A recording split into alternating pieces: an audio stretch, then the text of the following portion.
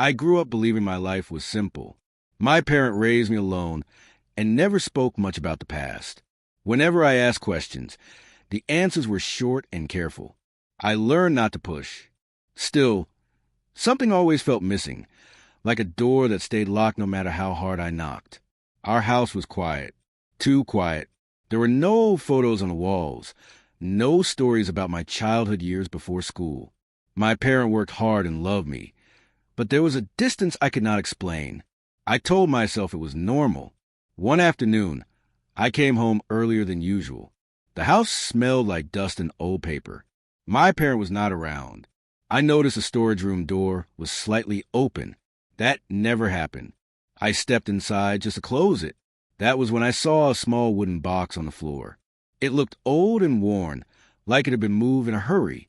I should have left it alone. I knew that, but something inside me pulled me closer. I opened the box and saw papers tied with a faded ribbon. My hands shook as I picked them up. On top was a letter. My name was written on it in neat handwriting. That was the moment everything began to change. I stared at the letter for a long time before opening it. My name looked strange written by someone else, like it carried a weight I had never known.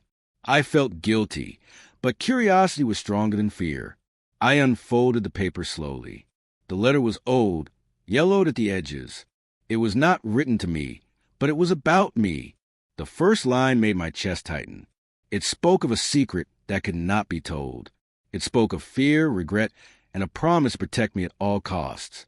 The words felt heavy, like they had waited years just for me to read them. As I kept reading, my hand began to tremble. The letter mentioned another family, another life. It said the truth would destroy everything if it came out too soon. I stopped breathing for a moment. None of this made sense. My parent had never mentioned any of this. I felt like the ground under me had cracked open. Footsteps echoed in the hallway. I froze. I folded the letter quickly, but it was too late. My parents stood at the door, staring at me, eyes locked on the paper in my hands. Their face drained of color. Their lips parted, but no words came out. I had never seen that look before. It was fear. The silence between us felt thick and painful. My parents slowly walked toward me, eyes fixed on the letter. I tried to speak, but my throat felt dry. "Where did you get that?" they asked softly. I told the truth. I said I found it in the box. I asked what it meant. My voice sounded small, even to me. They reached for the letter, but their hands were shaking. When they finally took it, their strength seemed to disappear. They sat down heavily on a chair, holding the paper like it could burn them. Tears filled their eyes. That was when I knew this was serious. I had never seen them cry before. Not once. They whispered my name and covered their face. I felt anger, confusion, and fear all at once. I asked why they lied to me. I asked what they were hiding. They looked up at me, eyes red and tired. They said they wanted to protect me. They said the truth was dangerous. That answer only made things worse. I told them I deserved to know who I was and where I came from. My voice cracked as I spoke. The room felt smaller, like the walls were closing in. They nodded slowly, as if finally accepting something they had fought for years. My parent took a deep breath and told me to sit down.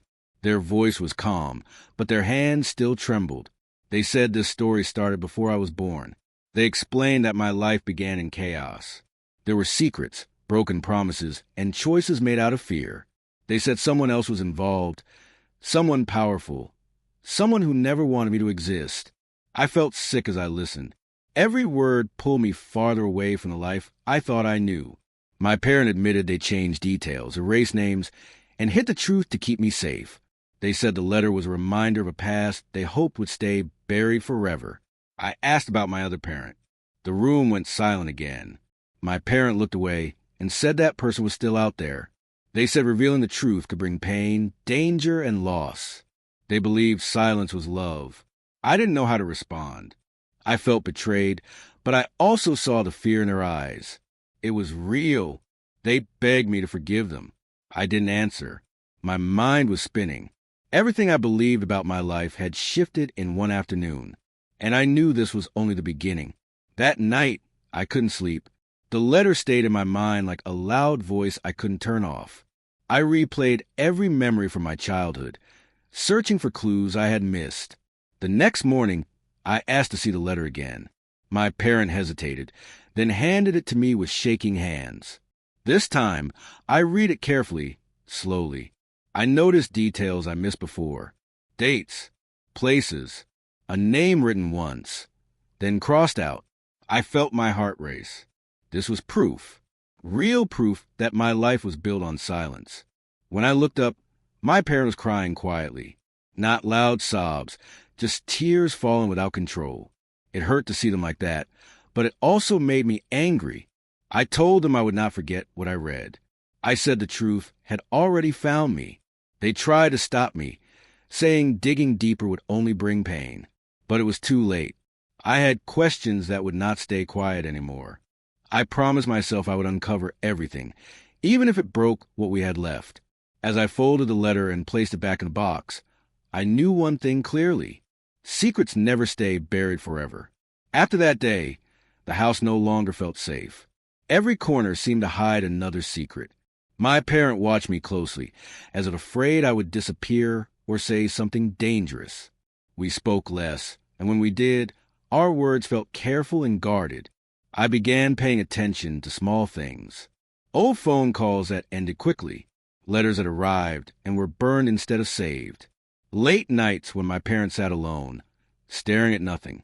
All of it now felt like part of a bigger lie. One evening, I asked again about the crossed-out name in the letter. My parents' face tightened.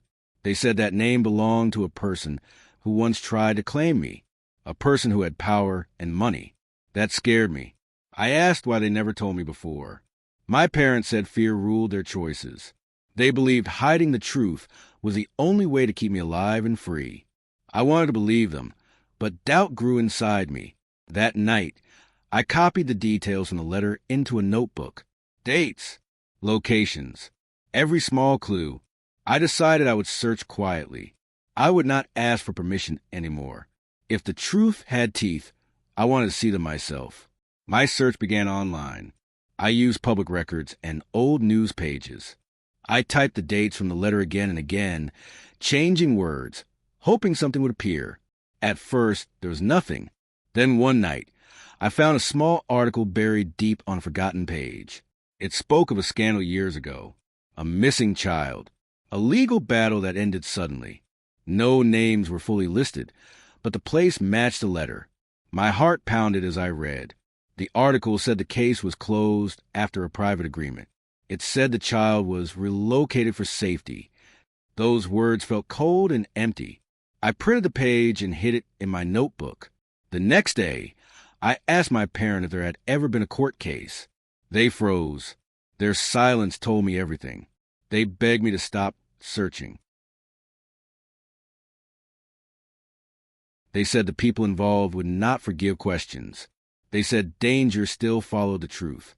But the more they warned me, the more determined I became. I realized something then. They weren't just afraid of losing me. They were afraid of what I would become if I knew everything. Days passed, and tension filled the house like heavy air before a storm. My parent grew tired and distant. I noticed how fear had shaped their entire life. It made me sad, but it also made me angry. One afternoon, a stranger came to our door. They asked for my parent by name. Their voice was polite, but their eyes searched the room. I watched from the hallway as my parent spoke to them in low tones. Their hands shook again, just like when they saw the letter. When the stranger left, my parent locked the door and leaned against it. They slid to the floor and cried. That was when they finally told me more. They said the other parent never wanted me known. I was proof of something that could destroy a powerful image. Money had been offered. Threats had followed. Silence had been forced. I felt sick. I asked if the stranger was connected to that past. My parent nodded slowly. That night, I realized the truth wasn't just hidden. It was being watched. I stopped using the computer after that. I wrote everything by hand instead. I trusted paper more than screens. I felt like eyes followed every move I made. My parent became overprotective. They walked me everywhere. They checked the locks twice each night. Fear had fully taken over them. One evening, I confronted them. I said living in fear was already destroying us. I said the truth should not have this much power. They broke down and told me the last secret they had kept. There was a second letter.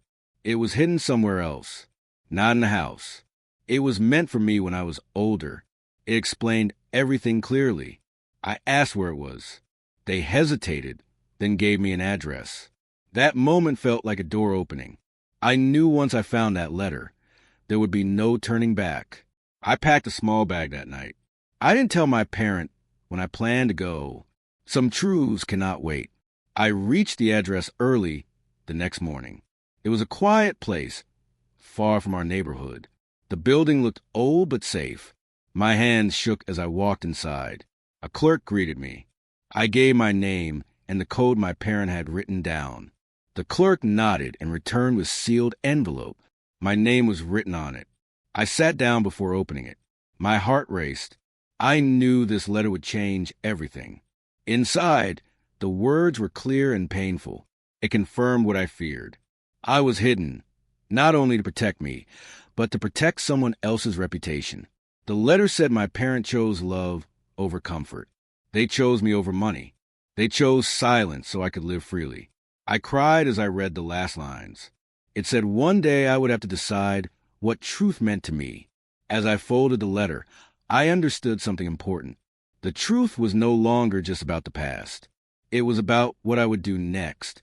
I returned home with the letter hidden inside my jacket. My parents saw my face and knew I had found it. They did not ask questions. They only hugged me tightly, like someone afraid of losing the last thing they loved. After that day, things changed between us. There were no more half-truths, no more pretending, but there was also no peace. I began to notice strange patterns. A car parked too long across the street. Phone calls that went silent when I answered. Messages with no words, only missed calls. Fear crept into my bones. One evening, I asked my parent if the other parent still had legal power over me. They said not officially, but influence did not always need documents. That scared me more than anything else. I realized then that knowing the truth was only the first step. The harder part would be surviving it. I made a decision that night. I would stop hiding. If people were watching, I would let them see strength instead of fear. I started asking questions outside the house. Quiet questions, careful ones. I visited public offices and spoke to clerks who didn't know my story. I asked about records, name changes, and sealed files. Most doors stayed closed, but one woman looked at my papers longer than the others. She asked how I got them. I told her the truth, or at least enough of it. She lowered her voice and told me some files were never destroyed. They were moved, hidden under special cases. She gave me a hint, not an answer. That night, I dreamed of locked rooms filled with dust and paper. I woke up knowing exactly where to look next. When I told my parent my plan, they begged me to stop.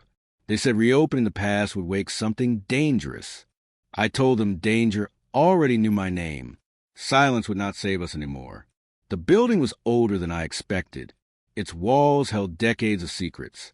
I felt small walking through the long hallway, but I forced myself forward. I used the hint the woman gave me.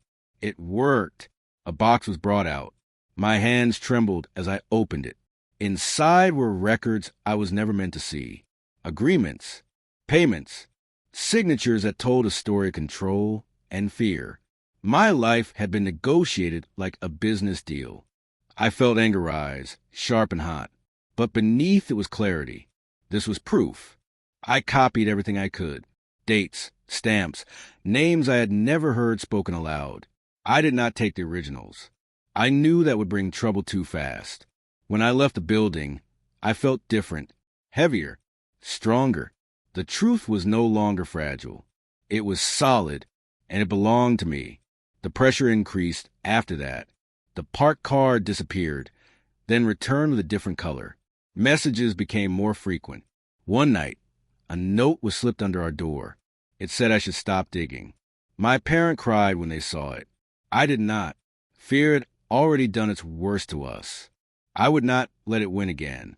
I contacted someone mentioned in the records. It took days to get a reply. When it came, it was short, "Meet me, alone." I didn't tell my parent where I was going. I only left a note saying I loved them. The meeting place was quiet. The person who arrived looked older than I expected. Tired. Guilty. They confirmed everything. They said the truth was buried because it threatened powerful people. They said silence was bought, not chosen. As I walked away, I knew something important. The truth was bigger than my family now. I returned home, ready to speak openly. I planned to tell my parent everything. But when I arrived, the house was dark and quiet. Too quiet. The door was unlocked. Inside, nothing was broken, but something felt wrong. A chair was moved. Papers were gone. My parent was missing. Panic hit me hard. I called their phone again and again. No answer. Then my phone buzzed. A message appeared with no sender name. "You were warned." My chest tightened. Fear returned, heavier than before. But it didn't stop me. It sharpened me. I realized then that the truth had crossed a line. Someone was trying to take control again.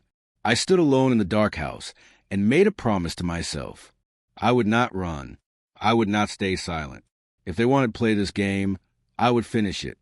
I searched the house again, slower this time. I noticed what fear had hidden before.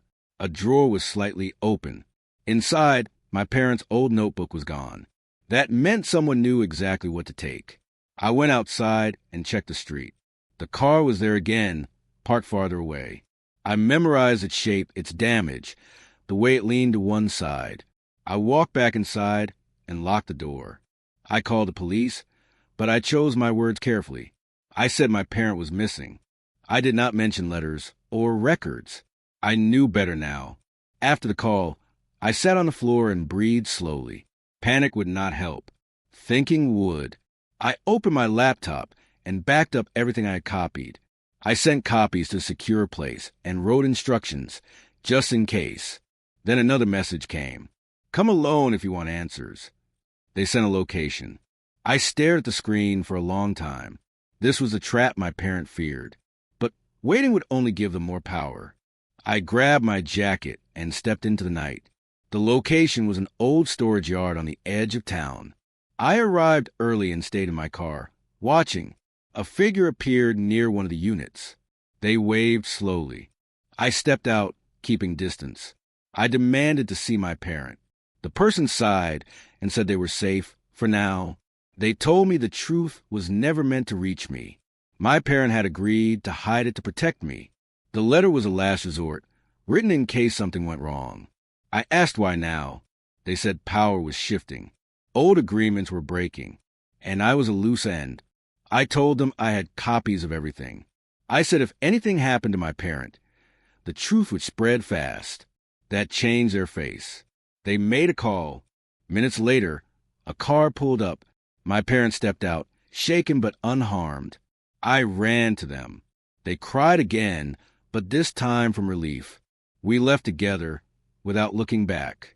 At home, my parent told me everything they had hidden for years. The truth was painful but clear. Decisions were made out of fear, not cruelty. Lies were told to keep me safe, not control me. I felt anger, but I also felt understanding. The next day, I went public. Not loudly, not recklessly, carefully. I contacted the right offices. I submitted records. I spoke to people who could not be easily silenced. Others began to speak too. The pressure shifted away from us. The parked car disappeared for good, but peace did not come instantly. My parent lived with guilt. I lived with trust issues. Healing took time. Still, something had changed forever. The truth was no longer hidden in a letter. It was alive. Weeks later, a formal investigation began. People who once controlled the story lost their grip. Doors opened that were sealed for decades. My parents stood beside me when officials asked questions. Their voice shook, but they spoke. I watched strength return to them, piece by piece. At night, we talked honestly for the first time in my life. About fear, about love, about mistakes. I forgave them, not because the pain vanished, but because holding it would only hurt us both. One evening, my parent handed me the letter again. I read it one last time. It no longer felt heavy. It felt complete. Life did not return to what it was before. It became something better. Truth rebuilt what lies had broken. My parents smiled more. I slept better. Sometimes I wonder what would have happened if I never found the letter. I knew the answer. Silence would have cost us everything. Instead, honesty saved us. And that was enough. The investigation moved faster than I expected. Letters arrived. Calls followed. People who once avoided us now asked for meetings. I stayed calm and answered only what I knew was true. My parent watched quietly. Sometimes they reached for my hand, like I was the one protecting them now. One afternoon, an official confirmed what the letter hinted at. Records had been changed long ago. Stories were rewritten to hide responsibility. My parent had been forced to carry a lie that was never theirs alone. Hearing that hurt, but it also healed something in me. That night, my parent cried again. Not from fear this time, but from release. They said they were tired of hiding, tired of protecting everyone except me. I told them I understood now. The truth did not erase the past, but it explained it, and that gave us room to breathe. People talked. Some apologized. Others stayed silent. I learned who mattered by who stayed.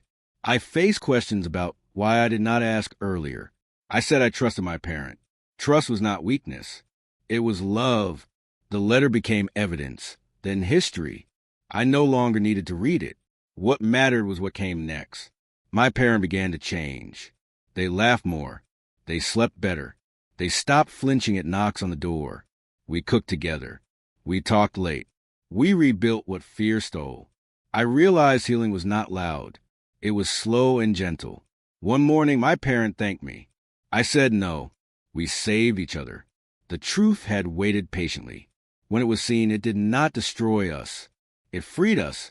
I kept the letter in a drawer, not as a weapon, but as a reminder. Secrets rot in darkness.